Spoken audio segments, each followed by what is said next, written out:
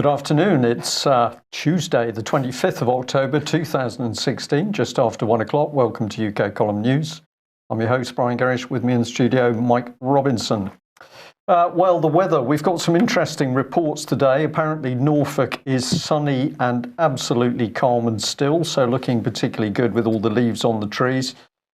Manchester and Dubai, sunny, apparently.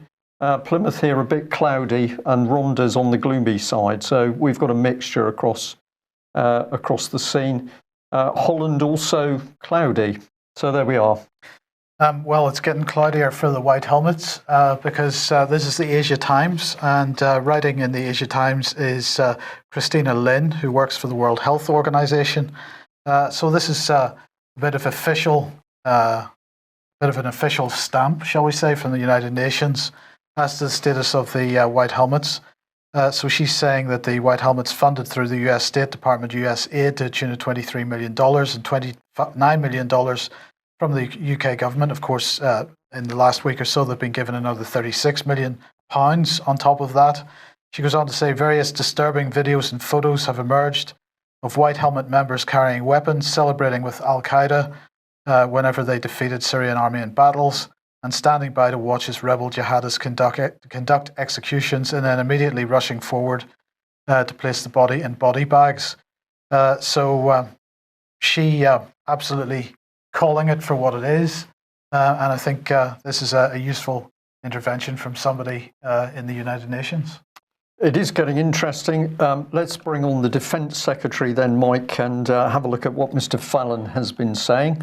Now, in the first place, he's been saying this, that British armed forces will be protected against spurious legal claims. But we would like to remind people that over the last few days into the press came this, that basically Britain is going to take over in training what they're calling rebels in Syria. So rebels, terrorists, really. Let's add in then the rest of the comment for Mr. Fallon. This is an analysis by UK Column. But our real intention is to continue to train terrorists so that they can then use their skills on British armed forces. The policy worked well in Afghanistan, Iraq, and will do so in Syria. So this is the reality that, of course, we've got the British government saying that it's training rebels. That's not the case. The British government is helping to train terrorists. And of course, ultimately, those terrorists are going to be turning on British troops, particularly with IEDs. And that is the weapon of choice that caused so many injuries in Afghanistan. So British Special Forces put in initially training Sorry, Mike, I've lost that one. Yeah. Thank you. Originally when the Russians were active in Afghanistan, and now those techniques clearly being used to injure and maim British troops. So not having learnt the lesson, Michael Fallon is very happy to be repeating that process. Now, of course, everywhere around the white helmets, you get very slick marketing campaigns and very slick fundraising campaigns. But in terms of marketing campaigns, the Save the Children have just started a new marketing campaign, Unite for Child Refugees. And this is really, I'm just going to keep banging on about this because it is such an important subject. Everybody now, plus the dog, is now campaigning to have unaccompanied children brought to this country. Now, of course, in recent days, that's been sort of couched in the language of to hand them over to their families that they've been separated from in the UK. Of course, this isn't mainly the case. Mainly the case is that these children are going into care in the UK. And as we've highlighted, children that end up in care in the UK often end up going out the other side, and nobody really knows what has become of them, into trafficking rings and so on. So what I believe is going on is that we're seeing overtly the child trafficking rings in operation, and we see who's supporting them. Now, Save the Children aren't doing anything to save the children that are affected by the wars in Syria and Iraq, because they're not doing anything to campaign against those wars or to prevent those wars. They're simply saying, well, we've got a problem. Let's move these children from their homes. they've been moved from their homes as a result of war, but let's keep moving them. Don't solve the problem, the underlying problem. And they, of course, are pushing this with images. So here we've got a Save the Children page, Iraq in photos, children flee fighting. And the pressure, it's just building to such a huge degree to have these children brought into this country. And nobody yet has answered the question of what happened to the 300 plus children, the unaccompanied refugee children that have disappeared out of the care system in this country in the last 12 months. Before we bring any more in, I think we should have answers to those questions. We couldn't agree more, Mike. Let's continue on this theme. We know that we've got some of our viewers and listeners who have said to us, we find this surprising, but some of our viewers and listeners have said to us, you spend a lot of time commenting on the fact that children are missing. Well, we do, because apart from anything else, children are our future. Children should be protected by society. But we're now witnessing Britain in 2016, we'll say Conservative government, where it is clear the government has no interest in protecting children. And if you dig deeper, the reason for that, of course, is that child abuse is being used for blackmail to keep politicians' heads within the establishment doing what others are bidding. So let's try and emphasise how this looks in UK at the moment. This is the sad case that we have an RAF serviceman who's gone missing, and this is still coming up in the press. People are still looking for this gentleman. The police are still active, and the Telegraph here with a big headline, possible sighting of missing RAF serviceman Corrie McHugh. Now, let's bring in the independent report. This is of some weeks ago. Hundreds of child refugees have vanished since arriving in the UK, prompting trafficking and abuse fears. Well, of course, the headline is misleading because if you read the article, there's no fear about the trafficking and abuse. The paper is stating that many of these children will have been trafficked for abuse. And how many children is the Independent talking about? Well, it's talking about over 360 children simply disappeared. Nobody is looking for them, no police investigation, no public inquiry, no questions in Westminster, a stunning silence at hundreds of children disappearing. But we have Tim Farron, leader of the Lib Dems, grinning on TV when they make a joke of children missing. So what did the Independent say? Well, in the article it said this: over the past 5 years, 9,287 children have sought safety in the UK as unaccompanied minor asylum seekers travelling alone without a parent or guardian. Highly, highly vulnerable children. Many of the children are fleeing war, poverty and persecution in their home countries. During this period, 360 have gone missing and are still unaccounted for. Of these, 81 of the children have been missing for 5 years, a further 77 for 4 years, and another 87 have been missing for 3. So large numbers of children simply disappearing, but absolutely no inquiries, Mike. Now, somebody in the chat box is mentioning the allegedly older children that were brought in the past week or so. And of course, if you want to divert attention from this scandal, what do? You create a new scandal. So you manufacture some staged images which appear right across the mainstream press, and they create exactly the reaction in people that the mainstream media and the government wants. We've got to highlight the fact that children, small children, in the pre-10 and to mid-teens are coming into this country, disappearing. And of course, let's not just focus on unaccompanied refugee children here. This has been a national scandal for decades in this country, with people removed from their children removed from their parents, put into care, and then disappearing from care, with not a care on behalf of the police, social services, the charities, including Save the Children Fund, and the government. So this, as I've said before, was highlighted in a government report in 2012, but nothing has been done since 2012 to date to solve this problem, even though that report described it as a national scandal. So it's about time somebody did something, and no more children should be coming here until such times as it's been done. At which point we need to bring in Theresa May, Prime Minister, but of course former Home Secretary. And what we got here with the Mail headline, have we got here with the Mail headline is, did Theresa May know about racist remarks by ex-child sex abuse inquiry chair?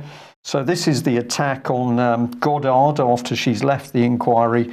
If we put in the reality of this, so this is UK column comment. What is Theresa May really saying as Prime Minister now?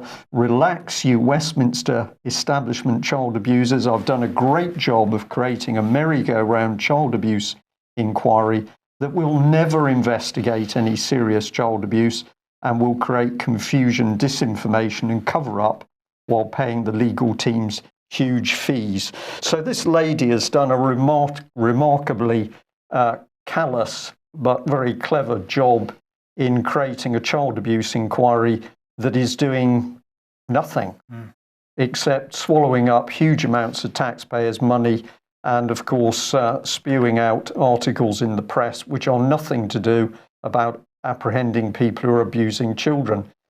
So if we just move on to where the money's gone, we showed this a couple of days ago. So we've got Ben Emerson, who was being paid £1,700 a day.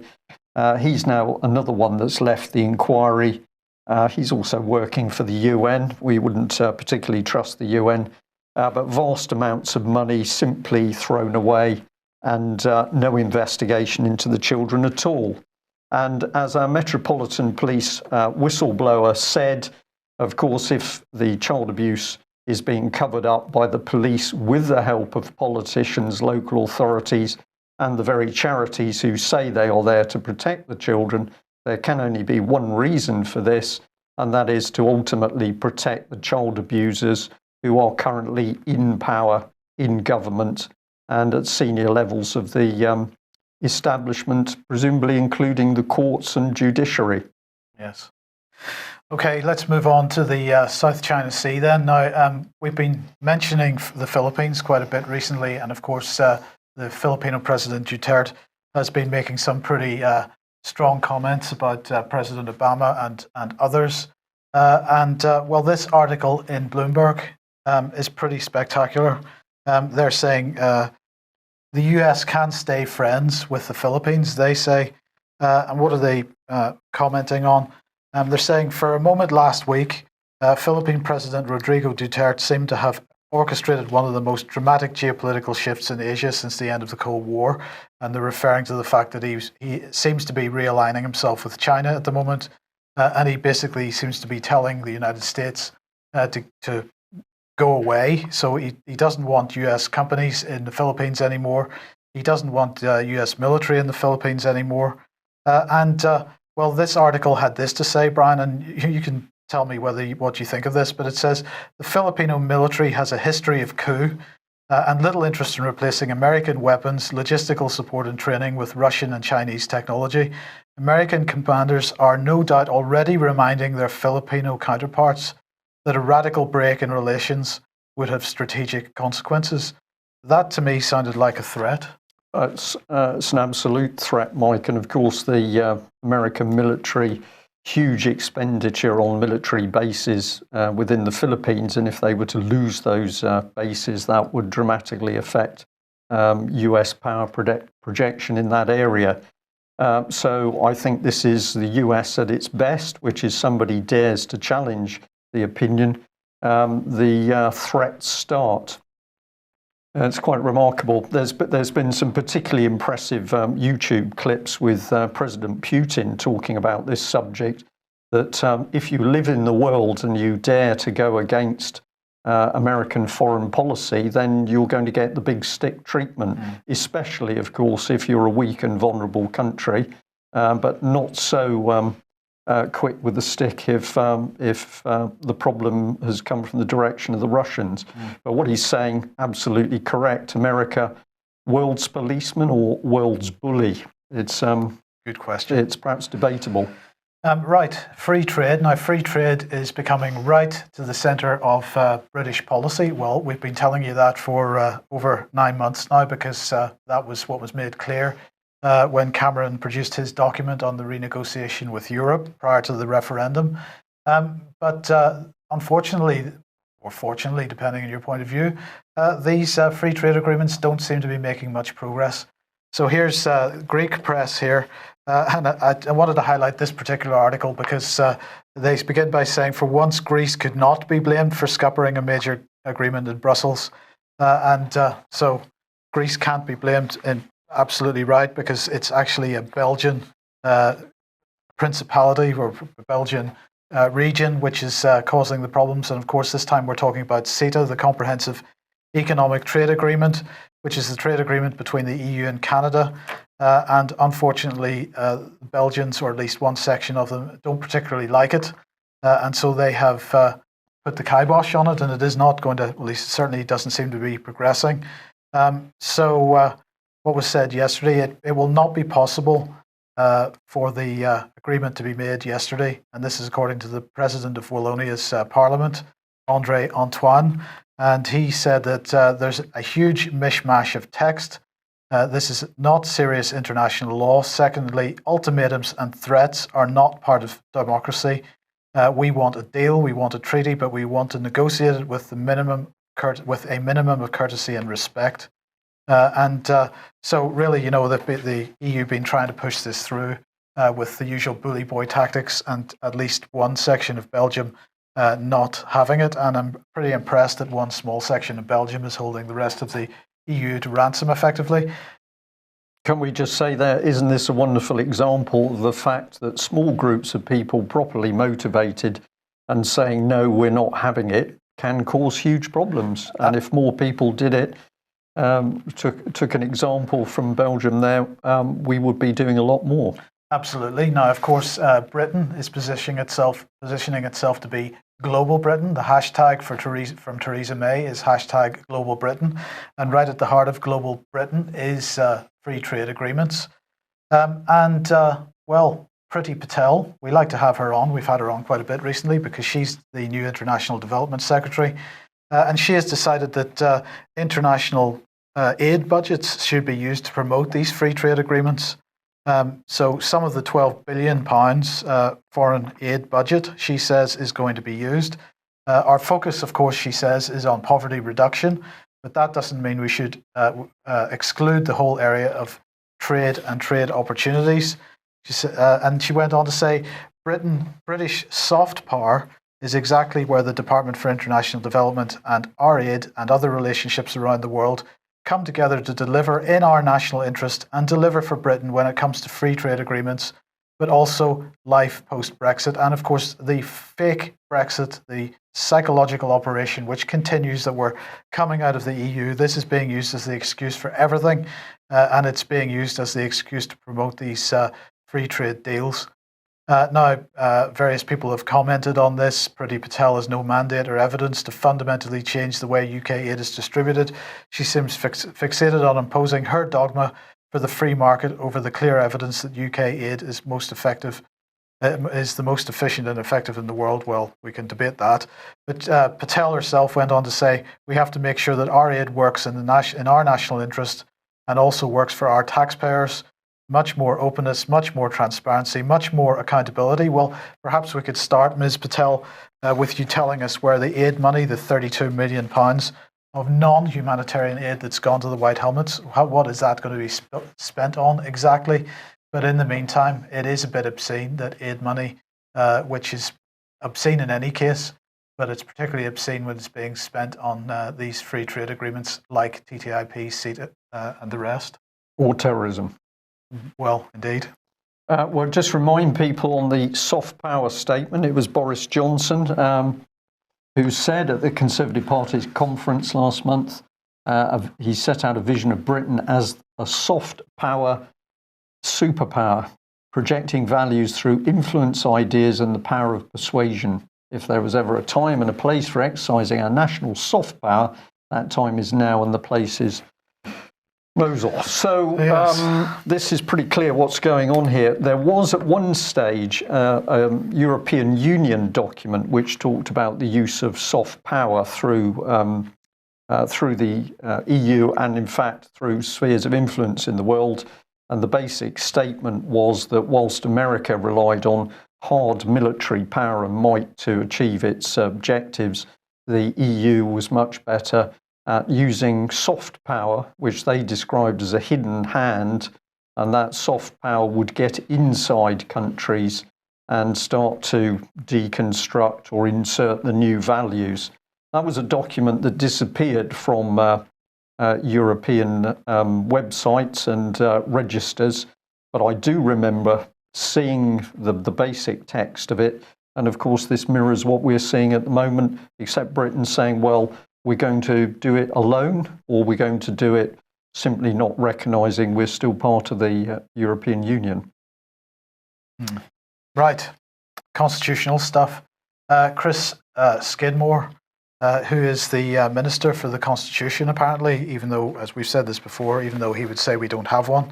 And he was setting out his vision for democracy, for a democracy that works for everyone in the United Kingdom. I have to say, he was giving a speech yesterday about this, and what came across to me, Brian, is a complete panic in political circles about public disengagement, that public cynicism getting to levels that even the cynical political class can't cope with.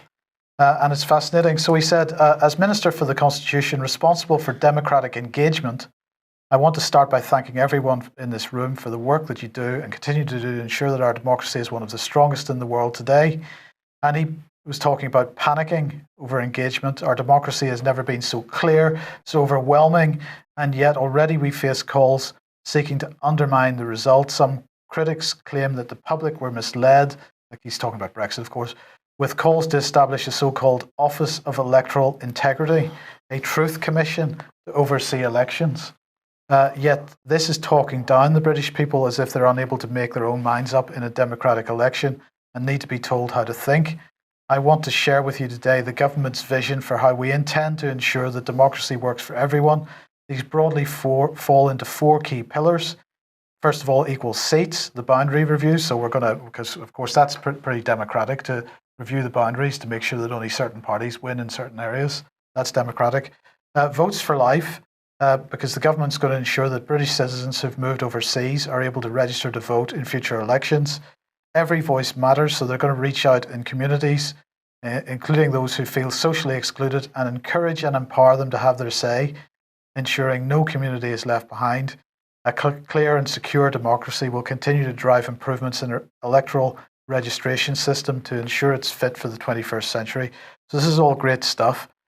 He says we cannot allow the status quo in such circumstances to continue, which is why the government is seriously considering proposals contained in Sir Eric Pickle's review into electoral fraud and the Law Commission's report, and will formally respond later in the year, laying out our plans to strengthen the law and deliver on our manifesto pledge to tackle election fraud. Election fraud, and this is a massive acknowledgement, Brian. Well, quite right too, because it's been going on for years, Mike, and it was very interesting information that UK Column has been receiving from north of the border, where people are saying openly that election fraud is just an ongoing thing in Scotland, and I have had no evidence to back the next bit up, but they were saying that wherever the team was investigating what had happened, the words common purpose were coming up, but we'll see. But of course, Chris Skidmore, if he wants to investigate election fraud, I'm not suggesting there is any, but he might start looking at IDOX and his own colleague, Peter Lilly, and see what they've been up to with counting the postal votes. Yeah. Right. Leveson. Leveson was defeated to a degree, but it never really went again. And there have been many, many calls for Leveson 2 in the meantime. But it doesn't look like Leveson 2, as in the sense of a whole new inquiry, is going to take place. But in the meantime, the Hacked Off campaign hasn't gone away. And of course, they support their version of the press regulator, which is called Impress.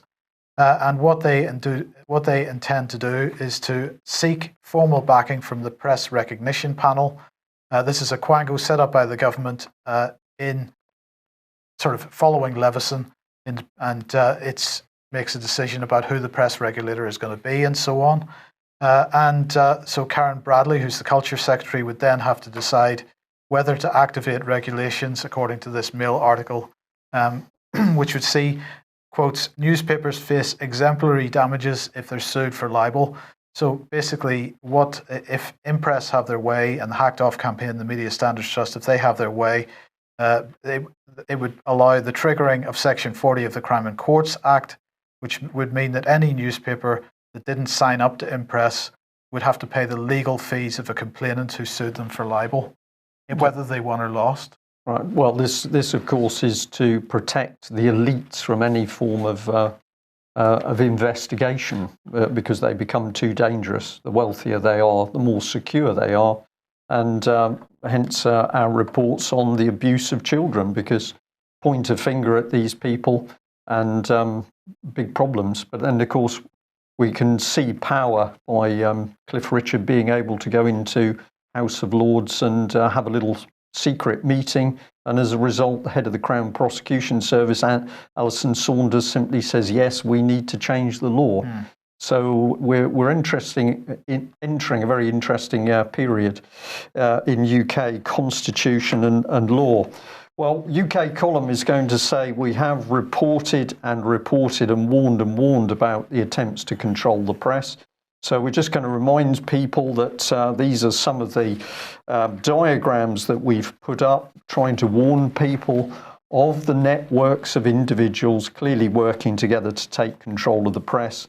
And in this particular diagram, we were highlighting the influence of Common Purpose. So we have Common Purpose operating through Sir David Bell and Julia Middleton into the Media Standards Trust, but also linked in at that time to Francis Maud, Minister of Transparency, I believe, at the Conservative office, but also a Common Purpose supporter, and he was in position when Common Purpose was trying to win contracts to train the top 200 civil servants. We've got the head of the civil service there, also linked in David Cameron, another Common Purpose supporter, and the very own BBC's Robert Peston, who was in some of the earliest meetings in the offices of Sir David Bell when they talked about setting up the Media Standards Trust. So we have to have the British government's BBC in the corner, because of course that is the propaganda machine helping to stitch things together. And it does get more complicated, but if you spend the time, you can put the picture together. And Mike's mentioned the attempt to regulate the press. We've got Impress here, central, and these are some of the people connected with it via the board, but also, of course, individuals such as Max Mosley have become very important in pressurising that people in higher positions of the establishment who become focus of press interest should be able to close that investigation down. Yeah, well, and indeed he is the poster boy for this latest attempt. Right. Well, what a fine example. Yes. And we'll just say it was there on the front page of the UK column. The Leveson inquiry, it was the UK column that exposed the work of Common Purpose behind. And we are delighted that the Daily Mail decided to take up our research and produce that 10 or 11 page expose, which I think did make a difference. Yes. Winchester? Well, just to say, tickets are going very quickly now for the conference. If you haven't bought tickets, we suggest that you get online and get some of those paid for. People are clearly reacting to the basic tenet of this conference, which is that Britain is now a lawless country, and the job of the wider public is to work together to reassert the rule of law. And nowhere more lawless than the financial system. And well, this is quite incredible in a sense because, everywhere we look now, Brian, we're seeing faction fighting within the establishment. And it's really quite incredible. So this is a 150-page report Reuters is highlighting here from the New City Agenda think tank and in collaboration with the Cass Business School. And they are really attacking the two British financial regulators, the Financial Conduct Authority and the Prudential Regulation Authority. These both, since the 2007-2008 financial crash, sort of rolled into the Bank of England. So it's really an attack on the Bank of England. And they're accusing the FSA of groupthink, box ticking, watering down rules. They're saying unless we change the culture of regulators, we will be sleepwalking into the next financial crisis. So, I'm not really going to say any more about this at this point, but I'm just finding it incredible that everywhere we look, we see infighting and faction fighting amongst groups that have been traditionally supportive of each other. Yeah, which has got to be a good thing. Absolutely. What's next? Defence, I think, is the key subject. Yes, so this is Trident Juncture 2016. This is taking place at RAF St Morgan in Cornwall, and it's bringing together 21 NATO allies. We've got 300 UK personnel, 500 personnel from Albania, Belgium, Canada, Croatia, Estonia, France, Germany, Greece, Italy, Norway, Poland, Portugal, Sweden, Turkey, and the United States. They're going to demonstrate readiness, flexibility, and capability of the new NATO Rapid Reaction Corps. So we're going to react rapidly, all 800 people, between yesterday and I think the 4th of November. So that's pretty exciting. Michael Fallon, the Defence Secretary, said the UK-led exercise will ensure NATO is match fit to deal with any threat or crisis situation. Strengthening NATO is the cornerstone of Europe's defence, and that makes Britain safer and more secure. So this is all about European defence and how it operates with NATO. Yeah, and it's grouping up these other countries to do the job. They're going to be in the firing line, so you make sure this is Britain's soft power at work.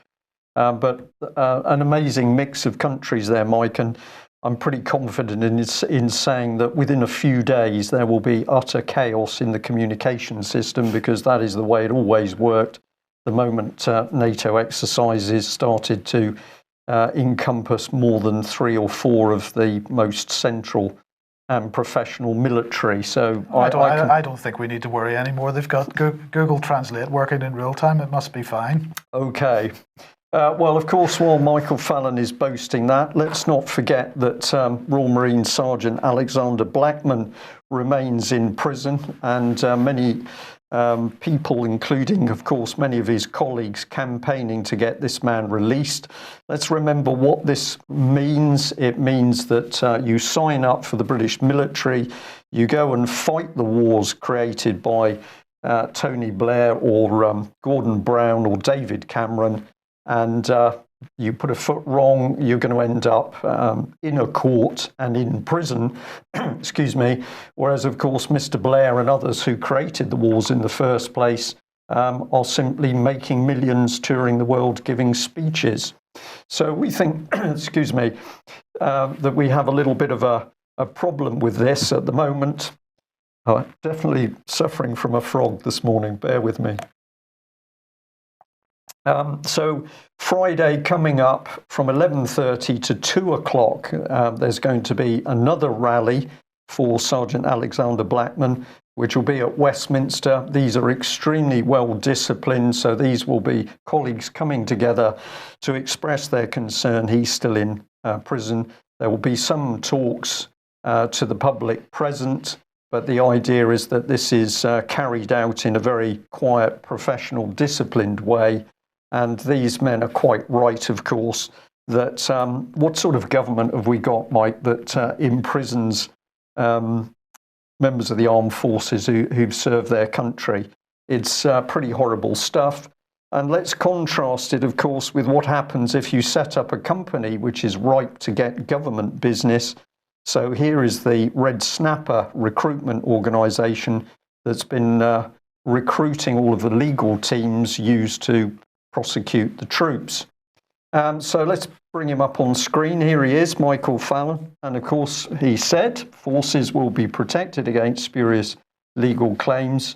But we're going to add a bit to that. The real intention is to continue to undermine the armed forces with cuts, change and transformation while protecting Blair, Brown and Cameron, who started the unlawful conflicts in the first place.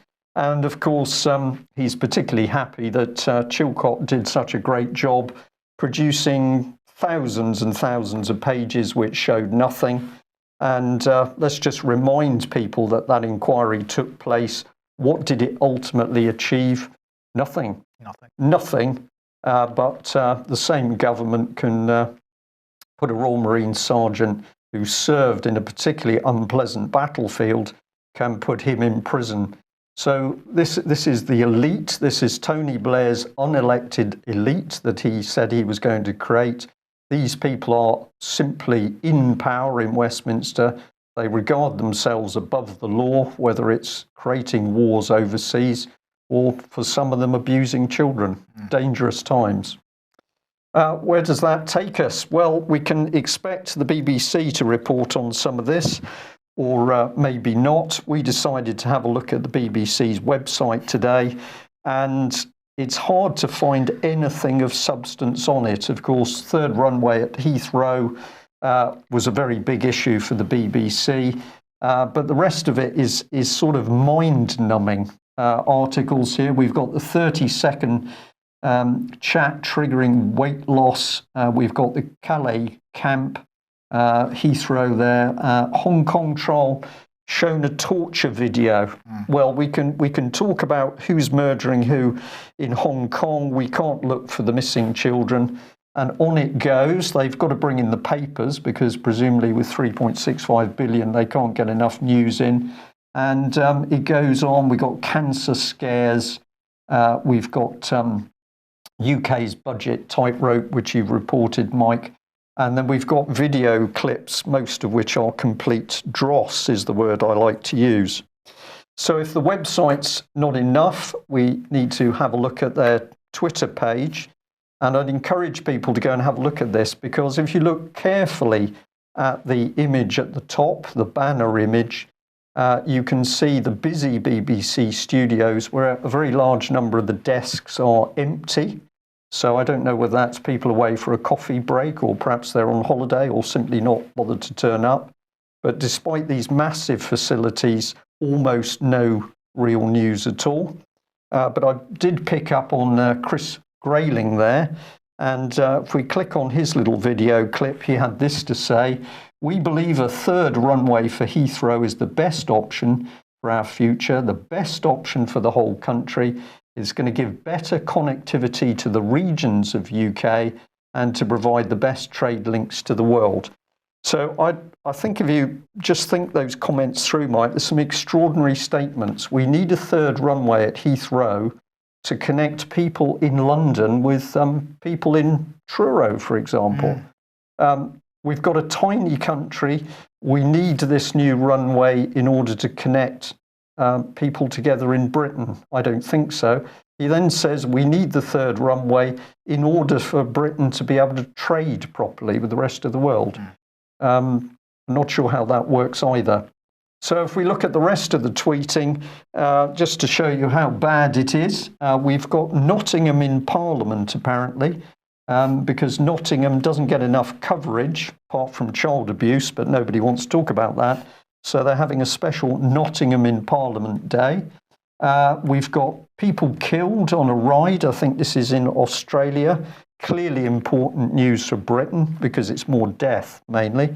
And we've got this one. This is Breakfast TV with some actor. I don't know who. I'm not going to bother to read it. This is another BBC article with a ballerina. I don't know who she is. I'm not going to read it, but it's important national news, Mike. They have got a little section which, of course, is hammering Trump, because the BBC only likes to hammer Trump. and nothing of any substance on the Hillary Clinton sagas of the breach of national security in the States. It's just Trump. And of course, we've got to have Strictly Come Dancing here because this is of major national importance. I couldn't find anything on the BBC website, Mike, or indeed their Twitter page about missing children. No. I wonder why. Well, we have to say at the end of today's news that sometimes when we are looking for news to report or news to analyse, we are quite taken by the fact that across all of Britain's mainstream newspapers and the BBC channel, ITN and the rest of them, there is no reportable news. And it appears to us at the moment that we're watching a massive propaganda attack on the nation. Why would that be? To hide Brexit, do we think? Or possibly the start of another war? Quite possibly. Okay. Yeah. That brings us to the end of today's news. Thank you very much for joining us. If you don't subscribe to UK Column yet, please would you consider doing so. We can only do what we do with your help and support. Thank you. Bye-bye. Bye-bye.